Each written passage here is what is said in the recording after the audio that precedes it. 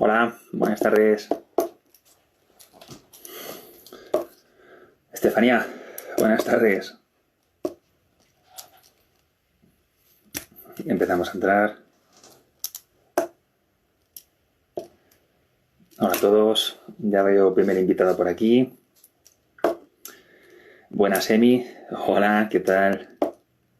Bueno, ya sabemos que esperamos un par de minutitos para que, bueno, estemos la mayor parte posible de la gente que se va a conectar y empezaremos lo antes posible. Mientras, ir recordando que si no os habéis apuntado ya a pedalea por la espondilitis anquilosante, pues lo podéis hacer del 17 al 20. Vuestras pedaladas cuentan mucho. Pedalea. Tengo además, aquí podéis ver.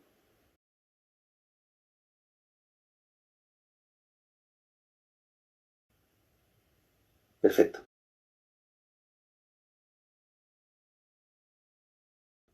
Pedalea por la espondilitis anquilosante. 18 personas. Vamos subiendo. Venga. Par de minutitos, ¿vale? Son y uno. Vamos a esperar ahí 3. 5 minutos a lo mejor demasiado. Ya tenemos el segundo invitado también esperando. Así que perfecto. Ya tenemos todo. Estupendo. Hola. Seguimos entrando. 27 personas por el momento.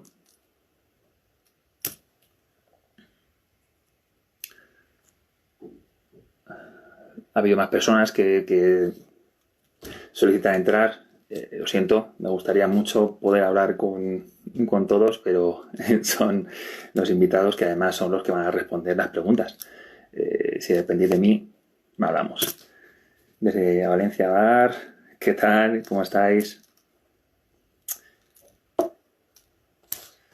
Perfecto, vamos, seguís entrando. Venga, un minuto y comenzamos. Mi espondilitis se ha unido. Antonio, ¿cómo estás?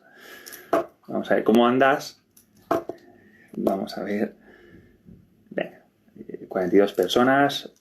Como digo, un minuto y empezamos. Luego ya, pues, el resto pues se irá incorporando a la charla. Además, sabéis que luego después se va a quedar colgada al finalizar el encuentro. Así que no os preocupéis si os quedáis mejor, porque os lo agradecemos que os quedéis con nosotros, pero si os habéis perdido algo, sabéis que luego podéis empezar a verlo. Así que bueno, ya son y 3, así que bueno, pues yo creo que esos 3 minutitos son suficientes. Por lo tanto, empezamos. Buenas tardes a todos. Mi nombre es Emi Agüera. Soy miembro del grupo de espondilitis anquilosante de Conartritis, Coordinadora Nacional de Artritis. Os quiero dar la bienvenida al tercer encuentro digital de esta campaña Octubre, Mes de Artritis y la Espondiloartritis, que organiza la coordinadora junto a asociaciones miembro. Hoy vamos a hablar de jóvenes con enfermedades autoinmunes, reproducción y posparto. Para ello hemos contado con asociaciones como AGAER de Donosti, San Sebastián, AMAPAR de Madrid, ASEARPO de Pontevedra, ABAAR, que nos saludaban hace un poquito, de Valencia, y con la delegación Conartritis Mallorca. El encuentro durará 1 hora y al final de cada charla responderemos las preguntas que hayáis ido formulando a lo largo de ella. Por lo tanto, no os preocupéis si nos contestamos al momento, ya que llevamos un orden. Así que, pues yo creo que vamos a comenzar ya con nuestra primera.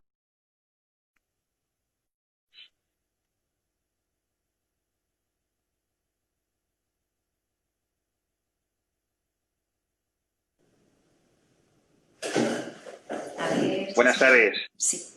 Hola, buenas tardes. Doctora Natalia Hernando, especialista en ginecología de alto riesgo en el Hospital Sanitas La Moraleja. ¿Cómo estás? Pues aquí estamos, dispuestos a hablar. Perfecto.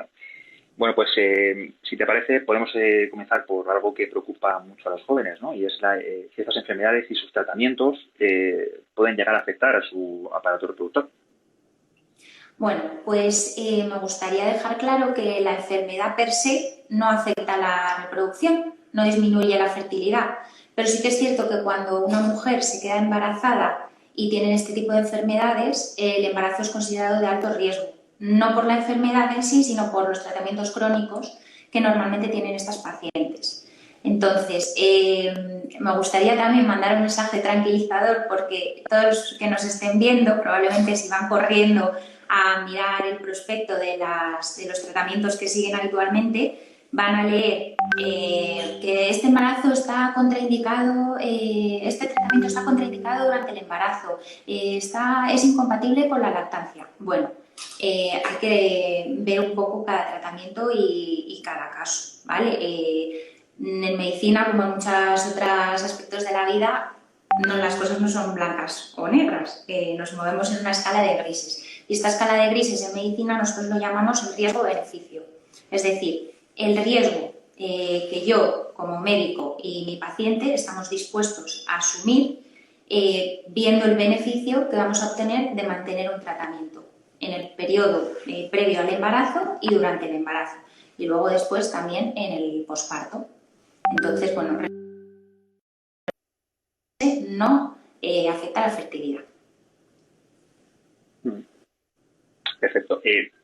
¿La enfermedad reumática interfiere en la libido? Bueno, derivado de lo mismo, derivado de algunos tratamientos, sí que hay algunos pacientes que acusan algunos síntomas. Por ejemplo, es frecuente la sequedad vaginal. En el caso de las mujeres muchas veces vienen a la consulta por eso.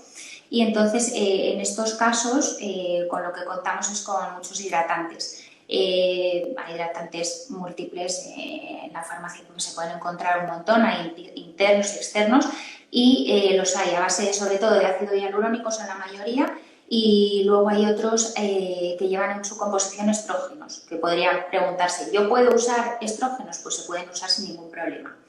En cuanto al tema del deseo sexual hipoactivo, por lo demás, se debería afrontar como cualquier persona que no tenga una enfermedad de este tipo. Lo primero sería acudir al ginecólogo o al urólogo, según el caso de los hombres y las mujeres, y descartar eso, que haya alguna enfermedad orgánica, es decir, alguna causa física. Y una vez esto se haya descartado, pues hay un montón de complementos en el mercado, de complementos alimenticios a base de afrodisíacos naturales, de ginseng, de ginkgo, proteínas, vitaminas del grupo B, selenio, que se pueden administrar. Y por supuesto, tenemos que contar también con los terapeutas sexuales y con fisioterapeutas especialistas en suelo pélvico que nos pueden ayudar mucho. Natalia, en el caso de las mujeres, el uso de anticonceptivos hormonales ¿es compatible con la medicación habitual? Pues lo mismo, por la enfermedad no habría ninguna contraindicación. Tendríamos que ver el caso particular de cada paciente si interfiere el anticonceptivo en sí con el tratamiento que está siguiendo. Pero muchas mujeres se pueden preguntar, ¿yo puedo usar la píldora combinada de estrógenos y gestágenos? Pues sí, se puede usar sin ningún problema. Yo personalmente lo que suelo hacer con pacientes que tienen enfermedades crónicas de cualquier tipo, lo que hago es hablo con ellas y planteamos entre las dos qué tipo de anticonceptivo es el mejor en su caso, y por supuesto que no esté contraindicado para su enfermedad. Y siempre me gusta contar con el beneplácito del especialista, es decir, del reumatólogo en este caso. Entonces yo se lo planteo a la paciente y le digo, llévaselo a tu médico, cuéntale que esto por mi parte lo puedes usar sin ningún problema. Y que el especialista sea el que tenga la última palabra. Al final es él el que conoce a la paciente, el que sabe cómo ha ido reaccionando a los diferentes tratamientos y sí que me gusta contar con su aprobación. ¿Afecta a la evolución? ¿Puede afectar a la evolución de la misma? Hay numerosos estudios en los que se ha visto pues, que no afecta efectivamente ni para bien ni para mal, con lo cual podríamos administrarlo sin ningún problema. Ya digo, tanto estrógenos como gestágenos. Nos ponemos en la situación de personas que están buscando un embarazo, tanto hombres como mujeres. ¿hay alguna pauta que deban de seguir? Como, pues, no sé, dejar el tratamiento habitual. Bueno, lo ideal es que acudan a una visita, digamos, preconcepcional y que se planifique el embarazo. ¿Por qué? Porque tendremos que tener una fase de la enfermedad en la que la tengamos controlada. Está contraindicado por nuestra parte el embarazo si tenemos una paciente con una enfermedad activa en ese momento. Ahí contraindicamos el embarazo. Lo primero es controlar la enfermedad. Una vez se tenga controlado, pues efectivamente habría que ir al ginecólogo y decir, mira, tenemos este tratamiento, queremos buscar un embarazo, ¿qué hacemos? Bueno, pues según los tratamientos habría que dejarlos, algunos hay incluso que abandonarlos y hacer un periodo de lavado. Esto ocurre, por ejemplo, con la neflunomida, que habría que esperar, a veces hay que esperar hasta años. Ya digo, estoy hablando un poco general, habría que ver el caso particular. Cada caso específico, sí. Luego sí. Exacto. Y luego, por ejemplo, con el metotrexato, que puede ser una pregunta bastante frecuente porque lo tienen muchos pacientes, pues el metotrexato, hay algunos profesionales que dicen que 6 meses, dejarlo 6 meses, pero bueno, igual eso es retrasarlo mucho, por lo menos 3 meses, tanto hombres como mujeres. En cuanto a los fármacos biológicos, no hay muchos estudios en embarazadas, pero la mayoría de ellos sí que los estamos dejando, incluso después, durante el embarazo. Además, justo hemos hablado del embarazo. Después, al dar a luz, ¿la mujer debe retomar inmediatamente el tratamiento o, por el contrario, no es compatible con la lactancia?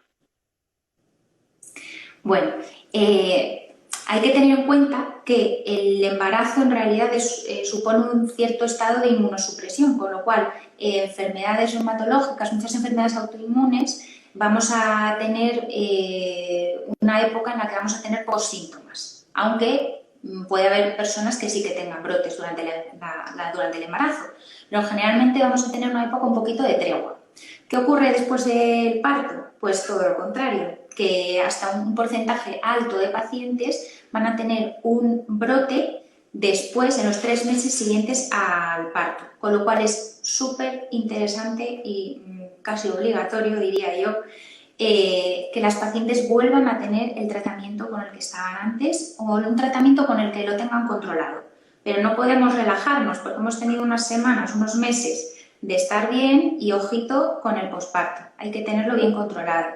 En cuanto a la lactancia, pues lo mismo, hay algunos fármacos, de hecho la mayoría de los fármacos sí que son compatibles con la lactancia, pues todos los antipalúdicos, el Dolquine, los corticoides, la ciclosporina, todos estos los podemos dar. Los fármacos biológicos, como digo, no hay tanto estudio, pero la mayoría de ellos sí, y lo único sería la leflunomida, que no, como antes, es así que no se puede dar. Y luego lo que hacemos nosotros con el metotrexato, que hay un poquito de controversia, hay gente que no le gusta nada y otros que lo dejan. Nosotros lo que hacemos es que el día de la administración, en las siguientes 24 horas, le recomendamos a la paciente que no dé el pecho, que se extraiga la leche y que la deseche. Pero el resto de la semana sí que se puede dar la lactancia sin ningún problema. Muy bien. Vamos a ver, porque tenemos aquí unas cuantas, nos van poniendo unas preguntitas por aquí, así que vamos a resolver algunas. A ver. Porque Miki Marco pregunta qué quiere decir cuando se controla la enfermedad, que al dejar el medicamento la enfermedad vuelve a estar activa. Se refiere o sea, como que no entiendo muy bien la pregunta, pero nos referimos a tener controlada la enfermedad antes. Dice, ¿qué quiere decir cuando se controla la enfermedad? Que si al dejar el medicamento la enfermedad vuelve a estar activa. A ver, no me refiero a que vuelva a estar activa, sino... La enfermedad siempre, vamos... Claro, la enfermedad... Yo creo que ahí, si Miki Marco puede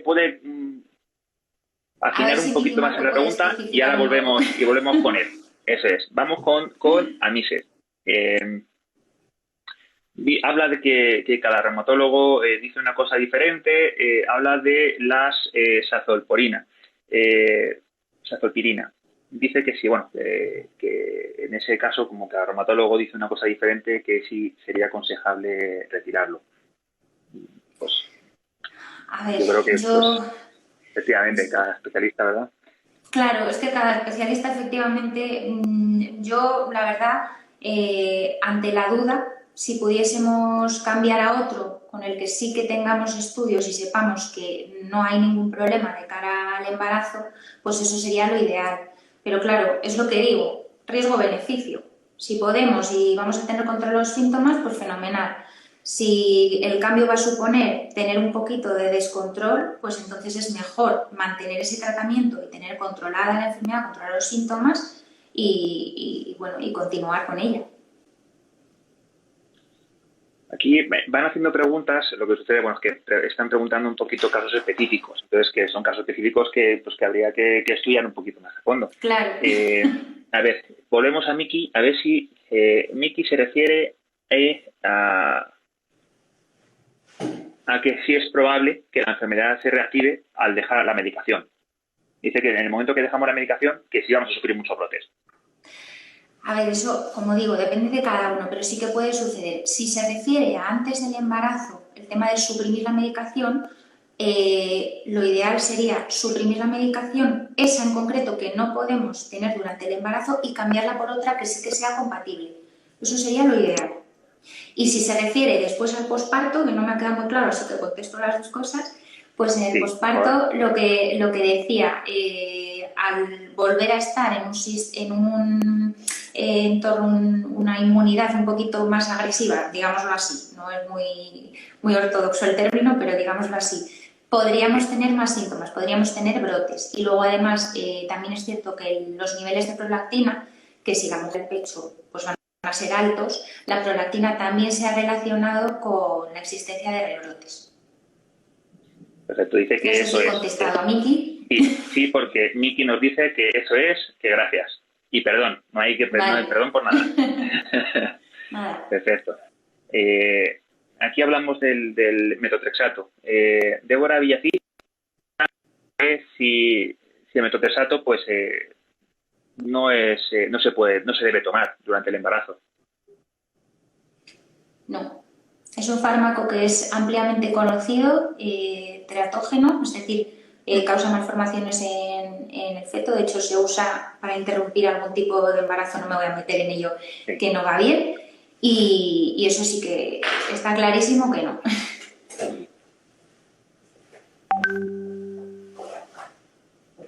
Vale, pues bueno, creo que nos van a me están haciendo otra preguntita más. Hay una por aquí más.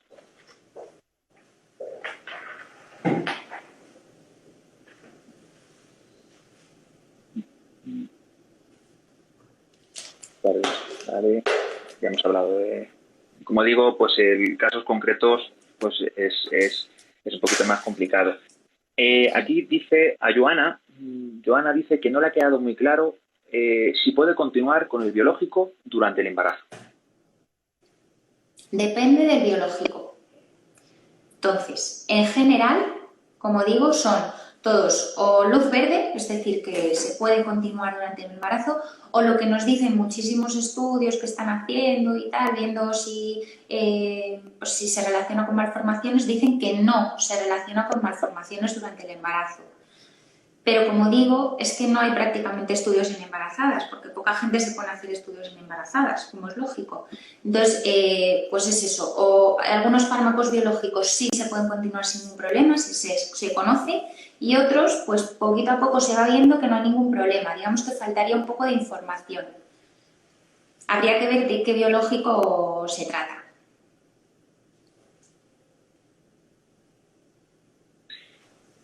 Pregunta a Gur sobre si durante la lactancia es habitual seguir con esa inmunidad.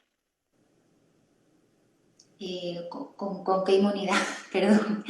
A ver si puede... Es que no es la inmunidad. Lo que antes ha hablado la doctora es sobre al revés. O sea, es precisamente al revés lo que había dicho, ¿no? A ver si nos puede concretar un poquito. Sí, Agur seguro que va a preguntar, va a afinar un poquito más. Perfecto. Aquí nos dice Miri More, pregunta cómo deben de proceder los hombres con la enfermedad que también quieren tener hijos. O sea, lo que hablábamos un poco, ¿no? Sobre las pautas a seguir. Bueno, así rápido, pinceladas por encima. Lo primero, revisar qué tratamiento tienen y si es uno de los tratamientos tipo pues el metotrexato o la leflunomida o el rituximab o alguno así que se conoce, se sabe que no pueden tenerlo durante el periodo previo al embarazo, pues suspenderlo y cambiarlo por otro, que sí se pueda. Es interesante, por eso digo, comentar pues eso al especialista o al urólogo, en nuestro caso al ginecólogo, el deseo genésico, es decir, el deseo de me quiero quedar embarazada, porque esto no es o quiero, o embarazado no, o queremos tener un hijo. Hay que tenerlo en cuenta por eso, porque hay fármacos que tendríamos que esperar hasta un año y otros con unos meses es suficiente. Hay otros que dicen, pues al enterarnos de que hay embarazo, pues ya lo suspendemos. Entonces habría que ver qué fármaco en concreto es. Pero insisto en la importancia de eso, de comunicar el deseo para ajustar la medicación o cambiarla si es preciso por otra que sí que sea compatible con esta etapa.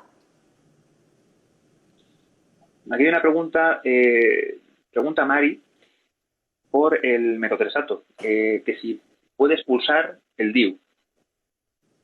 Si puede expulsar ¿Puede ser un el motivo? DIU.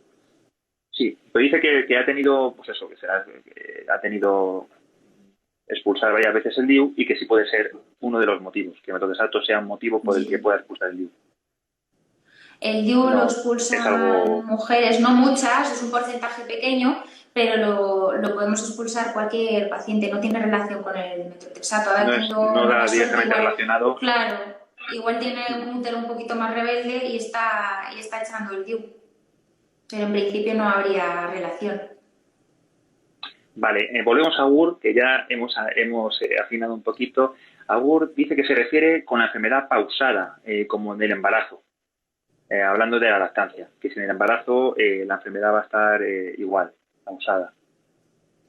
Pues como digo, debido a si está dando el pecho, la prolactina se va a elevar mucho. Entonces, cuidado, porque aunque lo tenga pausada y la haya tenido controlada, digamos que el posparto, esos primeros 3-4 meses después del parto, es una época en la que vamos a tener que estar atentos.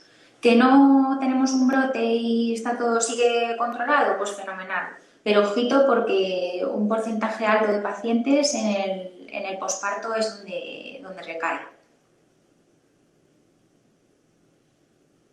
Aquí preguntan si se podría considerar alguna opción como la criogenia de óvulos. Sí, perfectamente, es una opción muy buena, vamos, para todos los pacientes, la vitrificación de ovocitos, me imagino que se refiere, sí. Eso, bueno, para el que no esté puesto en el tema, básicamente consiste en hacer una estimulación de los ovarios, extraer los ovocitos, que son los óvulos, y congelarlos, dejarlos congelados el tiempo que sea necesario, años. Es una forma de preservar la fertilidad y en el momento en que la pareja decida usarlo o la mujer individual decida usarlo, pues ahí están, congelados y se usan. Entonces, ¿qué habría que hacer? Pues exactamente lo mismo. Lo que nos interesa en este caso es que los ovocitos genéticamente estén en perfectas condiciones, con lo cual todos los fármacos que nos puedan interferir en eso, el fármaco principal, el metotrexato, y los otros que he dicho, pues eso habría que eliminarlos. Suprimirlos, en el caso del metotrexato, por lo menos 3 meses y ahí sí hacer ya la estimulación y la vitrificación de los ovocitos. Perfecto, pues sin duda una gran alternativa. Pues bueno, pues dejamos estas preguntas por el momento y bueno, pues yo creo que despedirnos con esos todos los jóvenes preocupados, ¿no? por su salud reproductiva. ¿Algún consejo, un último consejo para ellos, por favor? Pues nada, que todos los jóvenes, bueno, los jóvenes y los no tan jóvenes, que estén preocupados por su por su salud reproductiva, pues enhorabuena, porque bueno, demuestra que están muy centrados y está muy bien. Yo recuerdo que un profesor en la facultad nos dijo que la salud no es solamente la ausencia de enfermedad. Con lo cual, tener controlada esta enfermedad no es solamente no tener los síntomas, sino tener una cierta calidad de vida. Y en la mayoría de los casos esto pasa pues, por tener una buena salud sexual y, por qué no, en algún momento plantearse tener descendencia. Con lo cual, todos los que estéis conectados o os interese el tema, pues la verdad que es una alegría. Cualquier duda que tengáis, yo siempre animo a eso, a acudir al urólogo, al ginecólogo para plantear cualquier duda. Si es que nosotros estamos para eso también. Y, por supuesto, a hacer las revisiones y estar a puntito. Fenomenal. Doctora Natalia Arnaldo, muchísimas gracias por estar ahí con nosotros y resolver todas estas dudas que hemos planteado. Nada, gracias a vosotros por invitarme. Muchas gracias. Gracias.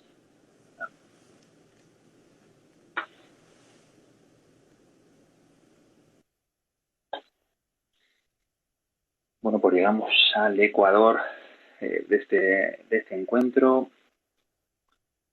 Nos queda media horita para el siguiente invitado. Vamos bien de tiempo, así que vamos, yo creo que directamente con él. Tenemos por aquí enviando solicitud.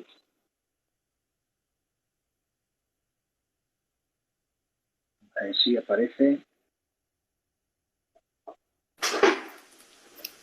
Aquí tenemos. Bienvenido. Hola, ¿qué tal? Alfonso Riaza, terapeuta ocupacional, especialista en daño cerebral adquirido y en pediatría, actualmente en el Hospital Universitario La Paz. Efectivamente. ¿Verdad?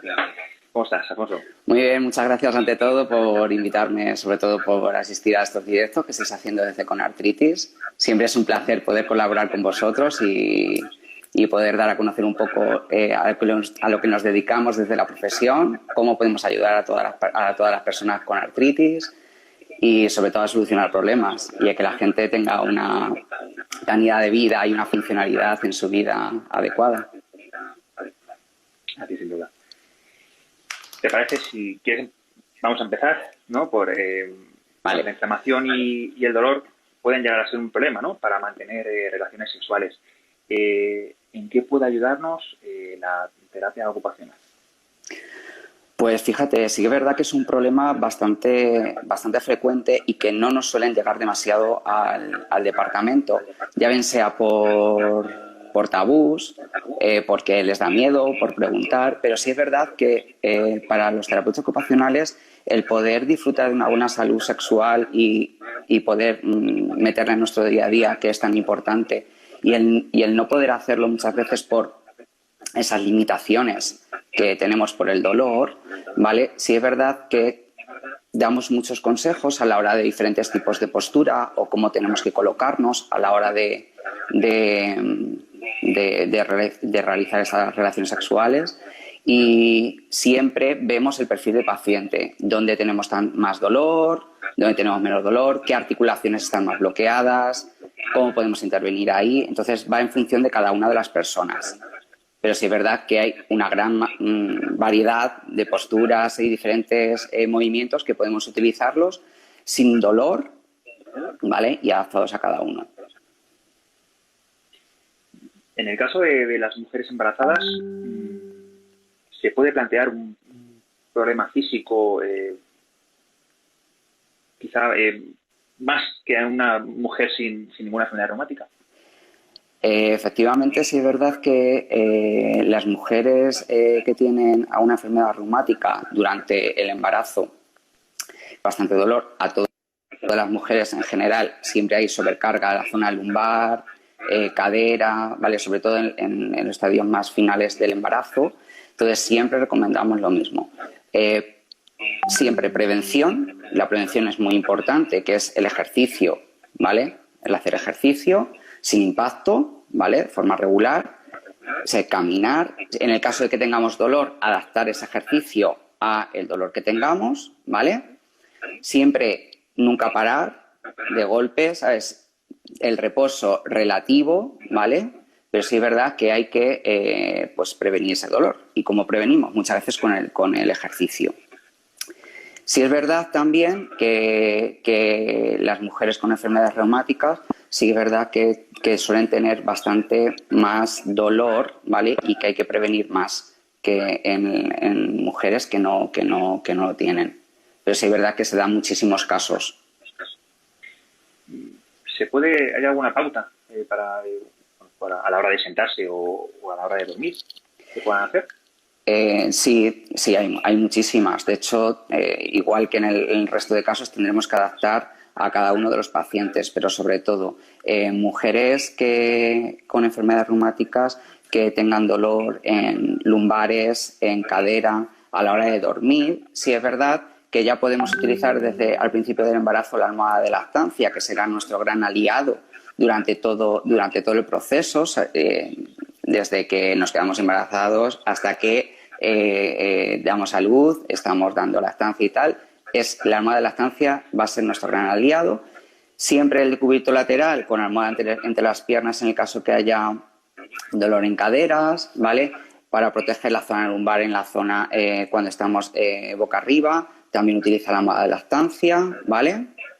Y siempre también si hay dolor, incluso en miembros superiores a la hora de dormir, también utilizar almohada de lactancia en pierna y brazo para apoyarlo de una manera más adecuada, proteger la articulación y tener un poquito más de higiene a la hora de higiene postural, me refiero, de higiene postural. Sí.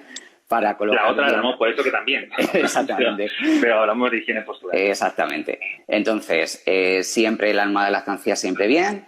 Cuando estamos sentados es importante colocar la silla a una determinada altura, ¿vale? Es importante que no sea dura, que sea bastante mullidita, que podamos cambiar de los puntos de presión fácilmente durante, pues, cuando estemos sentados, ¿vale? Y también es importante no forzar la articulación de la cadera a la hora de estar sentados. Sí es importante que lo tengamos de 90 a 90 grados o un poquito más estirada la cadera, ¿vale? No tan flexionada.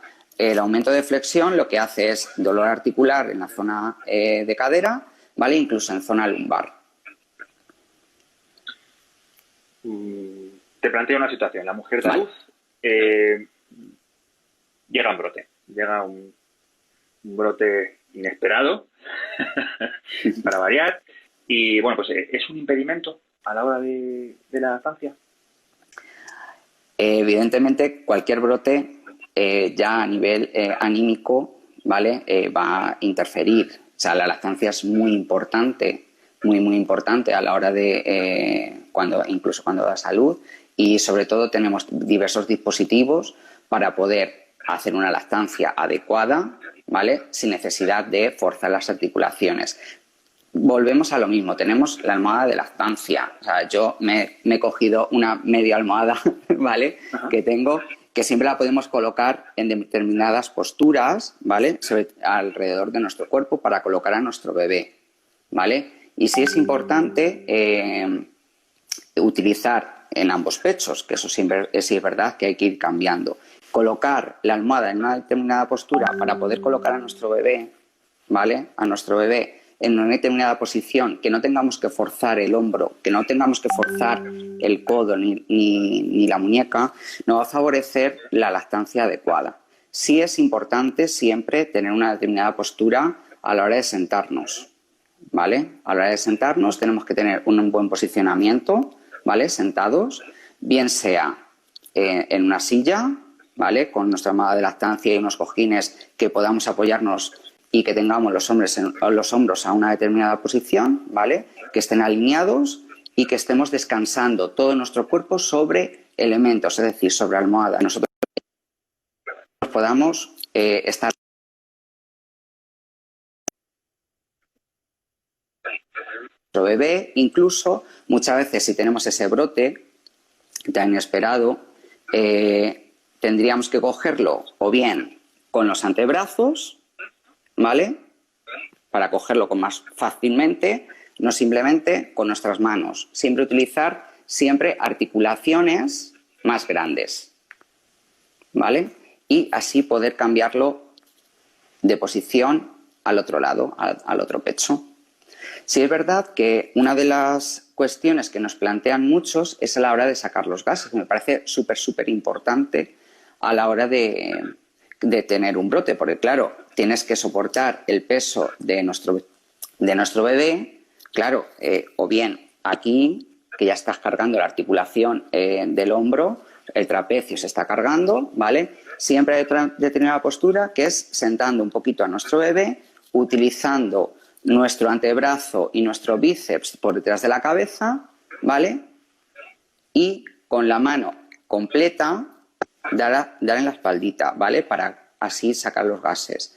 Sí es verdad que es una de las cosas que más preocupan a la hora de que haya un brote y no pueden coger mientras que le están dando el pecho, cómo cambiarlo y sobre todo cómo sacar los gases. Es lo que claro, más... Efectivamente, porque claro, hay cuidados, ¿no? Cuidados básicos de bebé, pues eso, como cambiar el pañal a la hora del biberón o al bañarlo, por ejemplo, claro, son complicados, ¿no? Y hacer cuidados a la hora del brote. Entonces, ¿podrías dar unos consejitos tanto a los padres y a las madres a la hora de eso, pues a la hora del pañal, del baño, Sí. del biberón? Claro, hay siempre unos estándares que siempre se suele usar, que es poner a la hora de cambiar el pañal siempre el cambiador a una altura adecuada, no muy elevado, siempre a la altura de nuestra, ¿vale? De tal manera que nosotros podremos abordar a nuestro bebé de una manera más adecuada, más fácilmente. Entonces, a la hora de cambiar el pañal, sí es importante que usemos todos los brazos a la hora de hacer el cambio de posición a nuestro bebé para hacer el cambio de pañal, eso es lo primero, para poder meter el pañal por debajo, ¿vale? No utilizar articulaciones más flojitas como pueden ser la de los dedos, la trapecio metacarpiana, las interfalángicas, y usar mano completa, ¿vale? Mano completa para poder hacerlo. Sí es verdad que viene mucha dificultad a la hora de hacer el despegue del precinto del pañal, que es una de las cosas que también nos preguntan muchísimas veces. Y siempre lo tendremos que hacer o bien con el lateral de la mano, deslizando para hacer el despegue, y para el pegue, para pegarlo, siempre coger un poquito entre los dedos, ¿vale? Y pegarlo. Intentar no cogerlo con esta pinza, la pinza terminal, que es... Sí es verdad que es fuerte, pero cuando hay un brote, sobre todo en articulaciones de las manos, es muy doloroso, ¿vale? Y siempre intentar coger un poquito más entre los dedos y así hacer el pegue del pañal. En el caso de bañarle, siempre intentar coger botes grandes, ¿vale? Con tapa grande que nosotros podamos abrir con facilidad, o bien con esta parte de la mano, ¿vale? O bien con la parte de la ventosa, que hay adaptaciones, como una ventosa para poder abrir el envase y poder echarlo. Utilizar siempre la mano completa a la hora de bañar a nuestro bebé, ¿vale?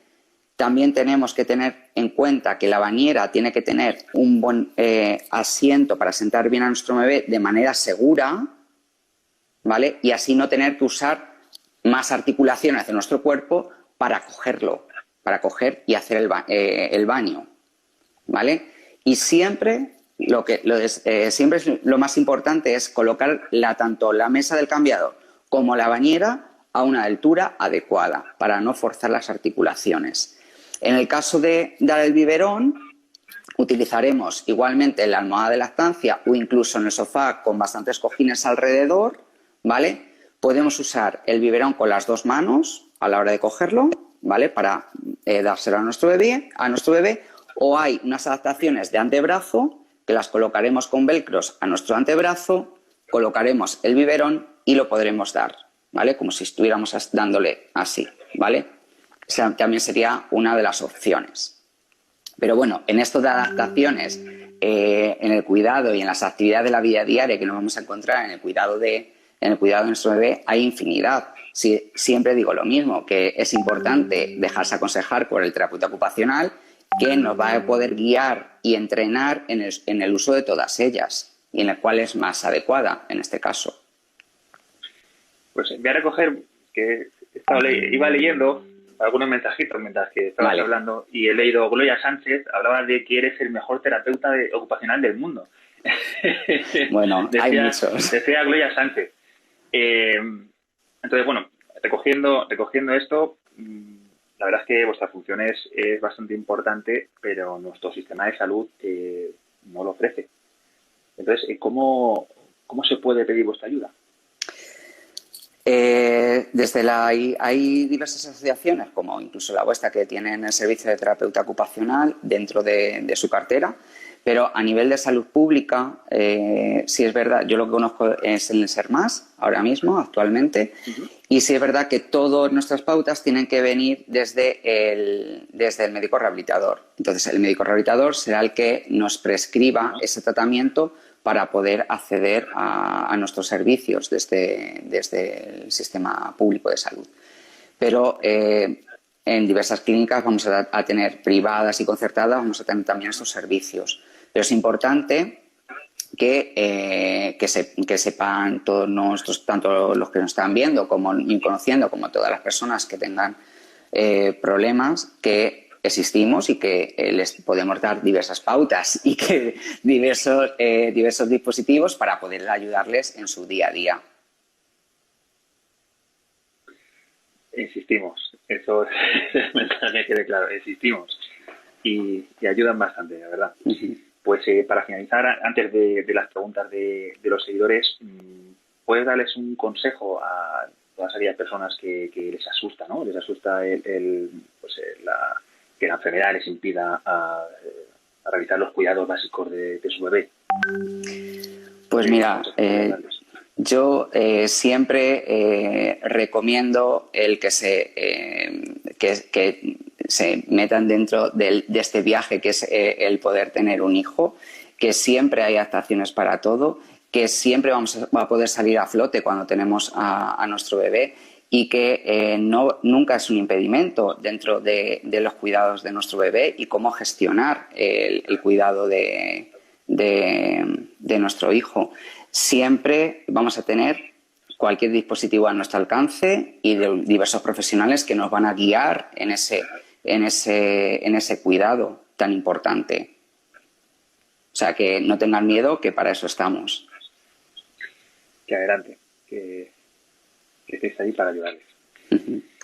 Pues yo creo que vamos a pasar con preguntas que tenemos aquí, unas cuantas. Vamos a ir acumulando. Vamos a ver. Dice, lo que, pues la almohada, ¿no? De todo ese tipo de adaptaciones, dice, ¿dónde se pueden encontrar? Muchas son caseras, porque muchas veces los terapeutas ocupacionales adaptamos cualquier dispositivo que tengan en el domicilio, pues con engrosadores, por ejemplo, se me ocurre a la hora del carrito del bebé, engrosando el mango para poder empujarlo, o cualquier dispositivo. Pero sí es verdad que nosotros lo utilizamos mucho en nuestro día a día, pues el adaptarlo específicamente para cada uno de los pacientes. Sí es verdad que hay en diversas ortopedias hay algo más estándar, ¿vale?, que podemos encontrar, pero ya sabemos que todos los elementos de ortopedia son un poco más caros y que siempre con las cosas más sencillas podemos conseguir mejores resultados, ¿vale? Entonces, siempre acudir al terapeuta ocupacional, que le adaptemos específicamente a cada uno de los pacientes en función de sus necesidades, ¿vale? Pues vamos a adaptar unos dispositivos u otros. Pero estándares hay muchos en ortopedia. Perfecto.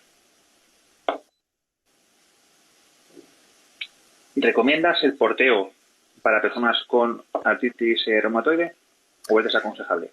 Yo recomiendo siempre el porteo. El porteo me parece súper interesante y que beneficia muchísimo a nivel vestibular a nuestro bebé y a nivel propioceptivo, hacer el apego incluso con el porteo, pero siempre hay que tener en cuenta cómo colocarlo. Sobre todo, que no queden cerca de las articulaciones, que cojan más cantidad de segmento corporal, ¿vale?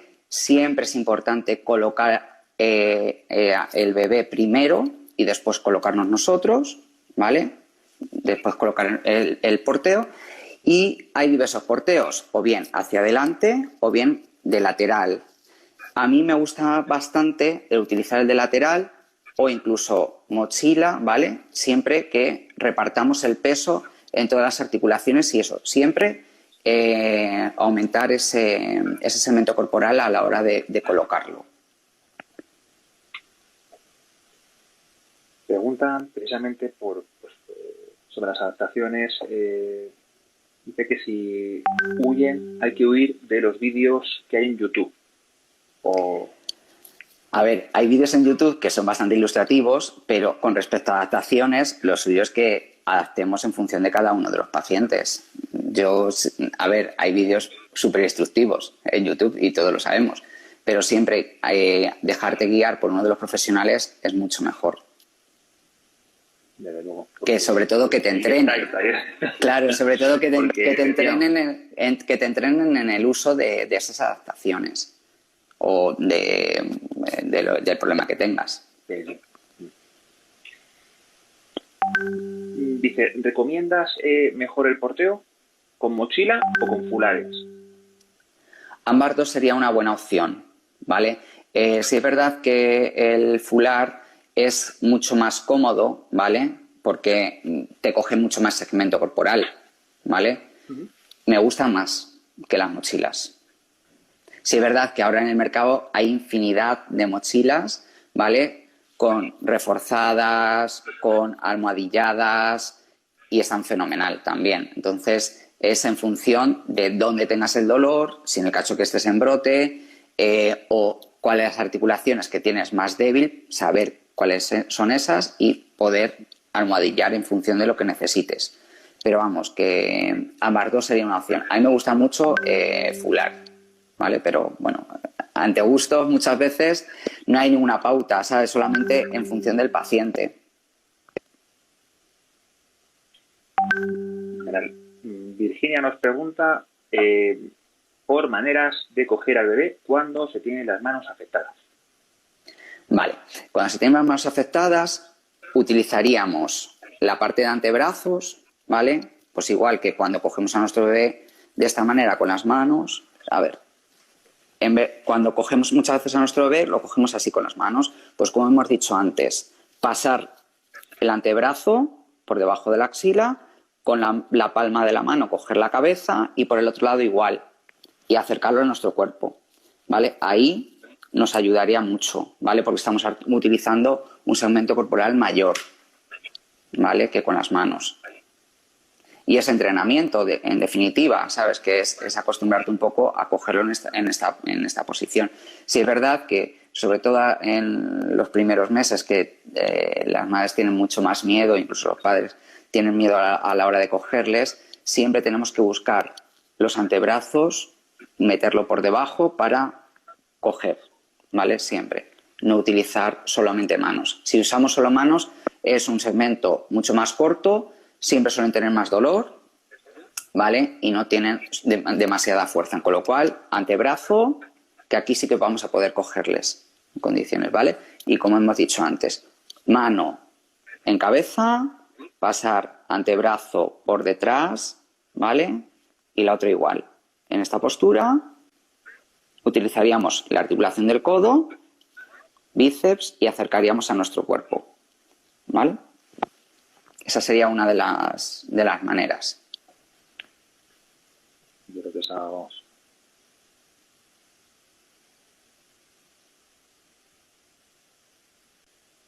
Porque los mochilas fulares, no veo ninguna pregunta más. Voy a echar un vistazo más, pero vamos, no veo.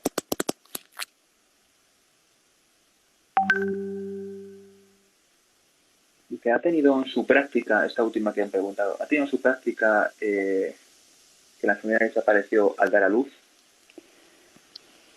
A ver, al dar a luz no suele desaparecer. De hecho, como ha dicho nuestra compañera anteriormente, en los primeros meses del posparto suele aparecer algún brote. Entonces, difícilmente desaparece. Sí es verdad que con ánimo mejora la cosa. No desesperarnos y adaptar en función en el momento en el que estemos. Vale, pero sí es verdad que no desaparece. No he encontrado a nadie, de momento.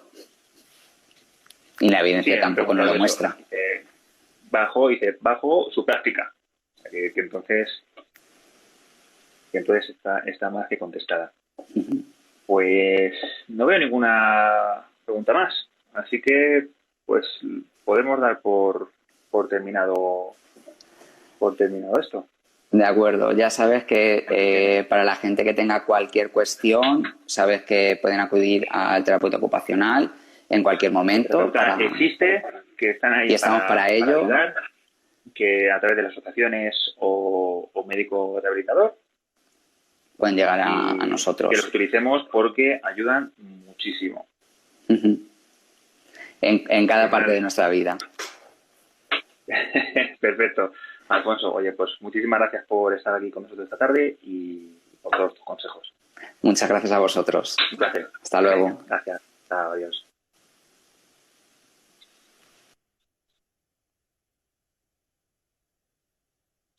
Bueno, pues hasta aquí este tercer encuentro. Llegamos al fin. Las respuestas, todas las preguntas que se han hecho en este segundo bloque se han contestado. En el primero creo que se ha quedado alguna.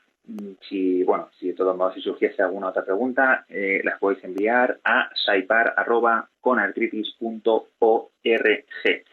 Responderemos con la mayor brevedad posible.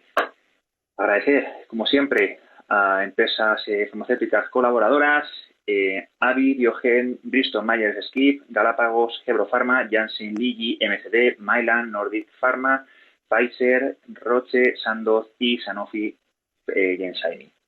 A nuestros invitados, de nuevo, muchas gracias. Al equipo de Conartritis y nosotros volveremos el miércoles 14 a la misma hora, a las 6 de la tarde. Que paséis un buen puente y hasta entonces.